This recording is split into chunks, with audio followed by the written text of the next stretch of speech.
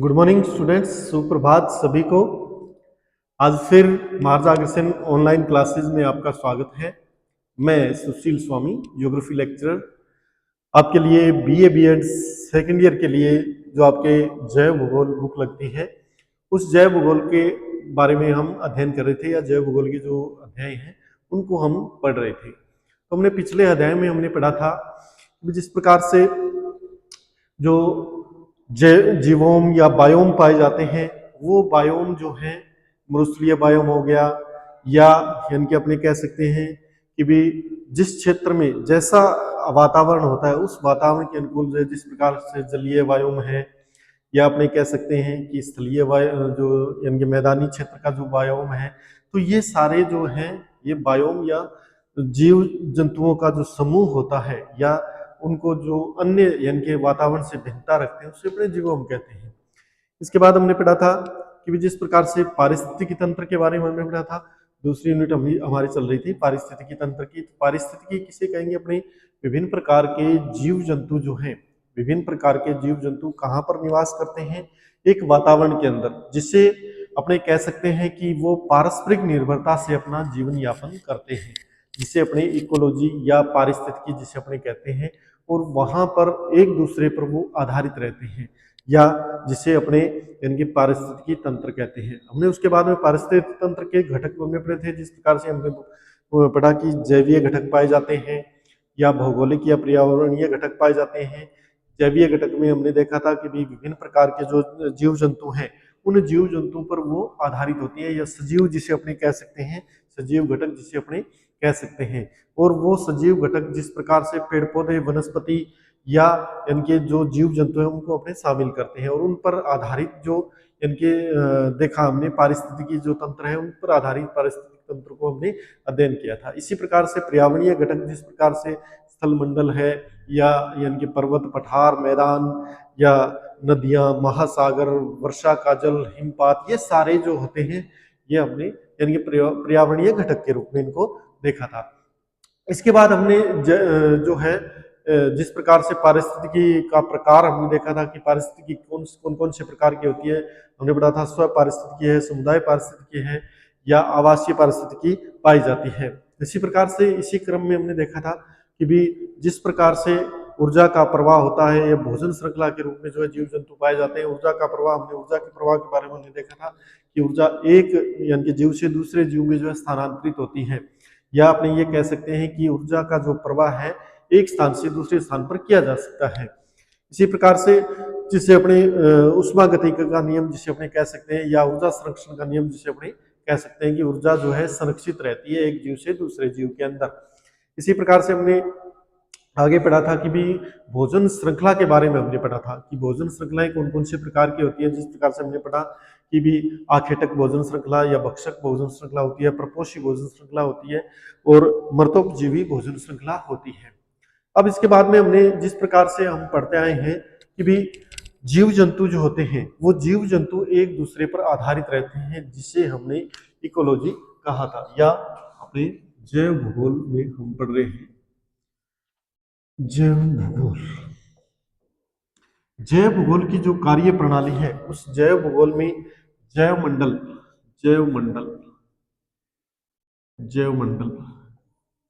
जिसमें हमने पारिस्थितिकी तंत्र का अध्ययन किया था। पारिस्थितिकी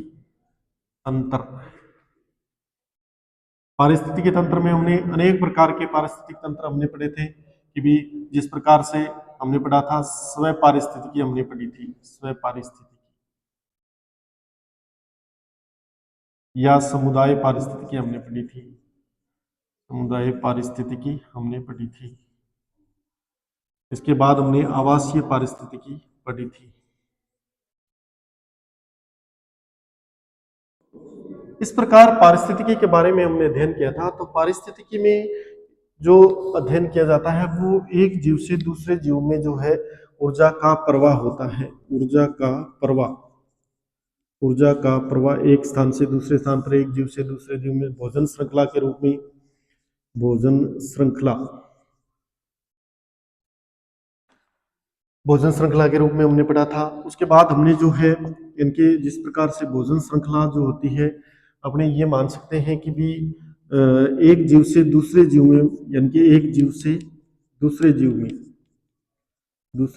में जो है भोजन स्थानांतरित होता है, या ऊर्जा जो है एक जीव से दूसरे जीव में ऊर्जा जो है स्थानांतरित होती है, जो भोजन श्रृंखला के रूप में पाए जाते हैं।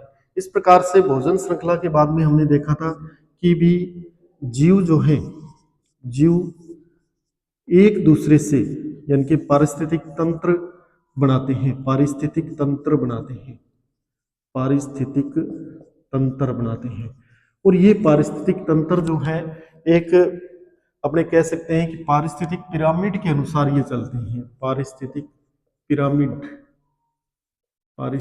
पिरामिड ये बनाते हैं, पिरामिड। अब पारिस्थितिक पिरामिड के आधार पर अगर आपने देखें तो पारिस्थितिक पिरामिड 3 प्रकार के पाए जाते हैं। एक तो संख्या पिरामिड,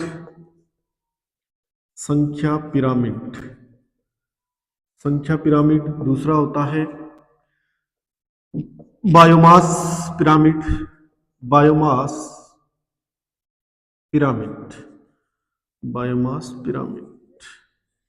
तीसरा ऊर्जा पिरामिड। तो पिरामिड के बारे में अगर अपने अध्ययन करें तो 3 प्रकार के पिरामिड हम पढ़ते हैं पारिस्थितिकी के अंतर्गत। तो पारिस्थितिकी में संख्या पिरामिड, बायोमास पिरामिड और ऊर्जा पिरामिड।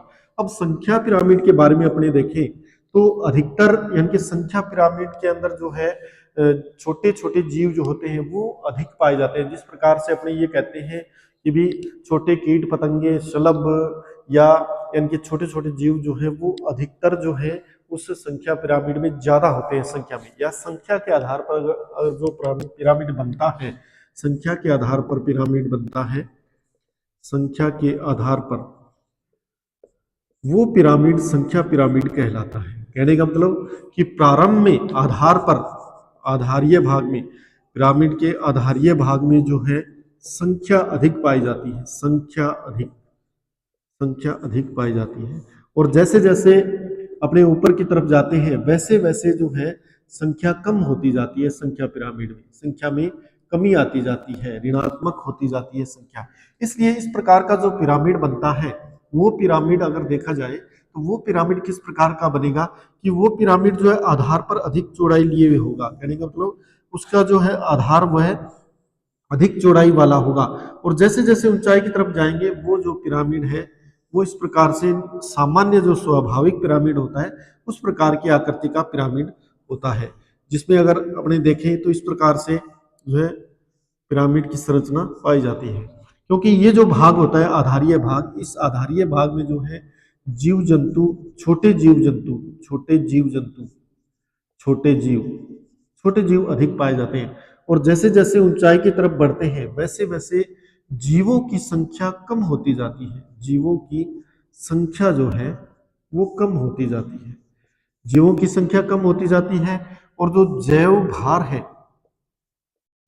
जैव भार वो भी जो है कम होता जाता है, बायोमास जिसे अपने बोलते हैं वो भी कम होता जाता है। तो कहने का मतलब कि संख्या कम होती जाती है। और संख्या जो आधारीय भाग होता है, आधारीय भाग इसका चौड़ा होता है और ऊपर का भाग जो है शंकुनुमा होता जाता है। इस कारण जो है यहाँ पर जो है यानी कि जीव जो है धीरे धीरे जीवों की संख्या कम होती जाती है। जिस प्रकार से अगर उदाहरण अपने ले इसका घास पारिस्थितिक तंत्र है, घास पारिस्थितिक तंत्र में घास या वनस्पति की अधिकता पाई जाती है, घास या वनस्पति की अधिकता पाई जाती है, यानी बहुत सारी घास पाई जाती है। जिस प्रकार से यहाँ घास की संख्या अधिक होती है। लेकिन दूसरे जो इसके शाकाहारी जीव जो होते हैं, जिस प्रकार से बकरी है, गाय है, खरगोश है, ये जीव जो है यानी कि इन पर आधारित रहते हैं। और ये जीव इन पर आधारित रहने के कारण घास से कम पाए जाते हैं। फिर उसके आधार पर अगर अपने देखा जाए तो ये हो गए प्राथमिक उपभोक्ता। इसे अपने क्या कहेंगे? प्राथमिक उपभोक्ता। गाय, बकरी, भैंस, ये क्या होते हैं? इसके प्राथमिक उपभोक्ता होते हैं। उसके बाद होते हैं द्वितीयक उपभोक्ता। द्वितीयक उपभोक्ता से मतलब ये हो गया कि यहाँ पर छोटे मांसाहारी जीव पाए जाते हैं, मांसाहारी जीव पाए जाते हैं द्वितीय उपभोक्ता के रूप में। फिर होता है तृतीयक उपभोक्ता। तृतीयक उपभोक्ता, तृतीयक उपभोक्ता कहने का मतलब यहां पर जो है बड़े मांसाहारी जीव, बड़े मांसाहारी जीव यहां पर पाए जाते हैं। तो जैसे जैसे ऊपर की तरफ बढ़ते हैं वैसे वैसे इनकी संख्या कम होती जाती है। उसके बाद होता है चतुर्थक पर, 4 नंबर पर अगर अपने देखें तो मनुष्य आता है, और मनुष्य जो होता है वो सर्वाहारी होता है, सर्वाहारी। तो कहने का मतलब कि ये जो है जैसे जैसे चतुर्थक पर जाते हैं वैसे वैसे इनकी संख्या जो है कम होती जाती है, और इनका जो जैव भार होता है वो जैव भार सबसे अधिक जो है, यानी अपने ये कह सकते हैं कि जिस जो आधारीय जो जीव जंतु होते हैं या पेड़ पौधे होते हैं, वनस्पति पदार्थ होते हैं, वहां पर जो है अधिकतम पाया जाता है। तो इस प्रकार का जो यानी इन्हें जो है संख्या के आधार पर अपने इस प्रकार का पिरामिड बनता है, और ये पिरामिड अधिकतर जो है अपने ये कह सकते हैं कि भी यहाँ पर इनकी चौड़ाई ली हुई होता है। अब अगर अपने देखें वन पारिस्थितिक तंत्र की अगर अपनी बात करें, वन पारिस्थितिक तंत्र, तो ये इससे उल्टा होगा, वन पारिस्थितिक तंत्र। तो वन पारिस्थितिक तंत्र पर अगर देखा जाए तो वन पारिस्थितिक तंत्र में अपने ये कह सकते हैं कि भी एक वृक्ष होता है, उस वृक्ष पर यानी एक वृक्ष है, उस वृक्ष पर अनेक शाखाएं होती है और उन शाखाओं पर अनेक जीव जंतु निवास करते हैं। तो कहने का मतलब ये जो है इनके नीचे की तरफ से संकरा होता है और ऊपर की तरफ इनकी चौड़ा होता जाता है, कहने का मतलब इसकी चौड़ाई जो है बढ़ती जाती है। तो इस प्रकार का जो यानी कि कहने का मतलब एक वृक्ष है और एक वृक्ष पर अनेक जीव जंतु निवास करते हैं, अनेक जीव जंतु पक्षी या छोटे मोटे कीड़े मकोड़े वो सारे जो है इस पर निवास कर रहे हैं। तो ये वन पारिस्थितिक तंत्र के रूप में यानी कि संख्या पिरामिड बनता है, जो इसके विपरीत पिरामिड पाया जाता है। इसी प्रकार से हम ये कह सकते हैं कि जो ऊर्जा का जो प्रवाह होता है, ऊर्जा का प्रवाह किसी भी स्तर में, ऊर्जा का प्रवाह जो होता है, एनर्जी फ्लो जो होता है, वो किसी भी स्तर में जो है 100% नहीं होता है। यानी जैसे जैसे अपने ऊंचाई की तरफ जाते हैं तो उसमें ऊर्जा प्रवाह भी कम होता जाता है, या जैसे जैसे जो है अपने स्तर बढ़ते जाते हैं, जो उपभोक्ता स्तर होते हैं या उपभोक्ता बढ़ते जाते हैं, तो जैसे प्राथमिक है, द्वितीयक है, तृतीयक है, चतुर्थक है, तो उनमें जो है ऊर्जा का प्रवाह भी कम होता जाता है, कहने का मतलब ऊर्जा जो है कम होती जाती है। तो इस प्रकार से यानी कि 100% ऊर्जा जो है किसी में भी यानी कि अपने ये कह सकते हैं कहीं पर भी नहीं पहुंच पाती है। तो इस प्रकार से अगर देखा जाए तो दूसरा प्रकार हम देखें बायोमास पिरामिड जिसे अपने बोलते हैं, biomass, biomass pyramid, biomass pyramid. Biomass pyramid में क्या होता है कि जो जैव भार जो होता है वो जैव भार जो है बढ़ता जाता है, तो ये कह सकते हैं जैव भार, जैव भार जो है या बायोमास जो है, बायोमास, बायोमास के आधार पर जो है इसको पिरामिड का निर्माण किया जाता है। कुछ पिरामिड ऐसे होते हैं जिस प्रकार से अगर बायोमास पिरामिड में देखा जाए तो जो जैव भार होता है उस जैव भार के अनुसार इसे वर्गीकृत करते हैं। जैव भार पिरामिड अधिकतर यानी कि देखा जाए तो अधिकतर चौड़ाई इसकी जो है नीचे की तरफ से चौड़ाई अधिक होती है, फिर धीरे धीरे जो है इसकी चौड़ाई कम होती जाती है, और एक जो है इस प्रकार से जो है वापस जो है इसकी चौड़ाई भी जो है बढ़ती जाती है। तो कहने का मतलब कि जैव भार में जो है अब जैसे जैसे ऊपर की तरफ जाएंगे, जैसे जैसे पिरामिड में ऊपर की तरफ जाएंगे तो जैव भार की जो है कमी होती जाती है, अपने ये कह सकते हैं कि जैव भार की कमी होती जाएगी। तो अगर अपने घास पारिस्थितिक तंत्र को देखें तो वहां पर जैव भार अधिक पाया जाता है, और इसी प्रकार से जैव भार के आधार पर जो है पिरामिड का निर्माण किया जाता है। इसके बाद में हम देखते हैं ऊर्जा पिरामिड, ऊर्जा पिरामिड, ऊर्जा पिरामिड। ऊर्जा पिरामिड जो होते हैं वो ऊर्जा के आधार पर एक जीव से दूसरे जीव में ऊर्जा के आधार पर वो निर्मित होते हैं, या आपने कह सकते हैं कि भी जो छोटा जीव जो होता है उस यानी कि छोटे जीव से बड़े जीव तक अगर उसको देखा जाए तो ये उल्टे रूप में ये निर्मित होते हैं, यानी छोटे जीवों में ऊर्जा की मात्रा कम होती है और जैसे जैसे जीव बड़ा होता जाता है तो उसमें जो है ऊर्जा की मात्रा भी वृद्धि होती जाती है। तो इस प्रकार से जो है अपने ये कहते हैं कि ऊर्जा पिरामिड का निर्माण होता है। अब ये तो हो गई पिरामिड की बातें। अब अपने देखते हैं कि भी पारिस्थितिकीय अनुक्रमण भी एक पाया जाता है, पारिस्थितिकीय अनुक्रमण। पारिस्थितिकीय अनुक्रमण जिसे अपने बोलते हैं, पारिस्थितिकीय अनुक्रमण, पारिस्थितिकीय अनुक्रमण। अनुक्रमण का अर्थ ये होता है कि भी कोई भी समुदाय है, कोई भी जीव समुदाय है, कोई जीव समुदाय है, वो जीव समुदाय या वनस्पति, अपने वनस्पति भी कह सकते हैं, जीव समुदाय या वनस्पति जब एक स्थान से दूसरे स्थान पर, एक स्थान से दूसरे स्थान पर चली जाती है, एक स्थान से दूसरे स्थान पर समुदाय के रूप में चली जाती है किसी कारणवश, तो वहां पर वो अनुक्रमण कर जाती है। कहने का मतलब वहां यानी कि उस रिक्त स्थान में फिर जो है, जो रिक्त स्थान बनता है उस रिक्त स्थान में और जातियां आ जाती हैं या और जीव आ जाते हैं। तो इस प्रकार से अनुक्रमण चलता रहता है, एक स्थान से दूसरे स्थान पर वो गति करते रहते हैं। तो ये जो होता है ये अनुक्रमण कहलाता है। और अनुक्रमण अधिकतर वनस्पतियों में भी पाया जाता है और जीवों में भी पाया जाता है। पूरी की पूरी अगर किसी क्षेत्र में अपने देखें कि पूरी की पूरी जो वनस्पति है वो स्थानांतरित हो जाए, या किसी एक पेड़ पौधा उसको अपने स्थानांतरित कर दे, या किसी एक जाति को हम उस स्थान से दूसरे स्थान पर स्थानांतरित कर दे, तो वो उसका अनुक्रमण कहलाता है। या अपने कह सकते हैं कि स्थानांतरण जो हो जाए, स्थानांतरण, जाति या पेड़ पौधों का जो है स्थानांतरण जो होता है वो अनुक्रमण कहलाता है। और अनुक्रमण अधिकतर देखा जाए तो अनुक्रमण के लिए अनेक यानी कि प्रावस्थाएं पाई जाती हैं, अनुक्रमण की प्रावस्थाएं भी पाई जाती हैं। जिस प्रकार से अगर देखा जाए अनुक्रमण की प्रावस्थाएं, अनुक्रमण की प्रावस्थाएं, प्रावस्थाओं से मतलब कि जिस प्रकार से एक नंबर पर देखें तो निर्वस्त्रीकरण की प्रावस्था, निर्वस्त्रीकरण की प्रावस्था। उसके बाद होती है पौधे के या जीव के, पौधे के प्रवास की प्रावस्था, प्रवास की प्रावस्था। तीसरी अपने देख सकते हैं कि आस्थापन की प्रावस्था, आस्थापन की प्रावस्था। चौथी अपने देख सकते हैं प्रतिक्रिया की प्रावस्था, प्रतिक्रिया की प्रावस्था।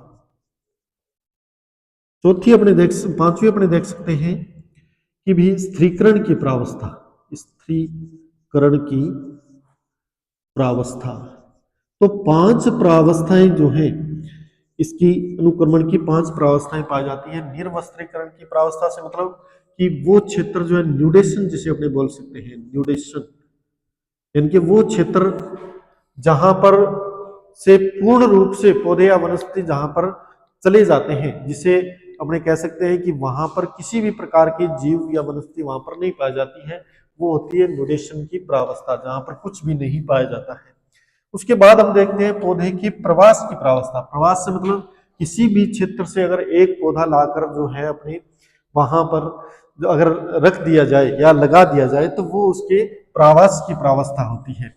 उसके बाद हम देखते हैं आस्थापन। आस्थापन से मतलब कि वहां पर सरवाइव करना, सरवाइव करना, सरवाइव करना या वहां पर जो है इनके निश्चित रूप से रहना, जो जीव या पेड़ पौधे निश्चित रूप से पाए जाते हैं वो उसकी आस्थापन की प्रावस्था होती है। उसके बाद में प्रतिक्रिया की प्रावस्था।